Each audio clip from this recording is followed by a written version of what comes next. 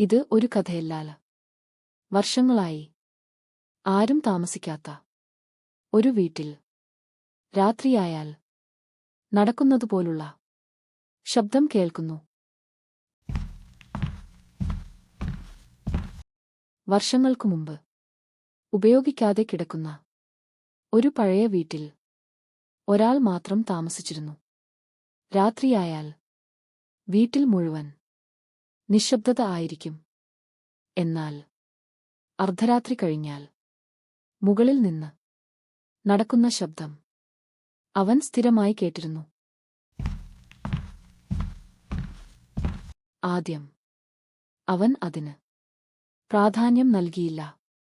ഒരു രാത്രി ശബ്ദം പടിയിറങ്ങി വാതിലിനരികിലേക്ക് വന്നു.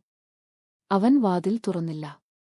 പക്ഷേ വാതിലിന്റെ അകത്ത് നിഴൽ പോലെ ഒന്ന് നീങ്ങുന്നത് അവൻ കണ്ടു.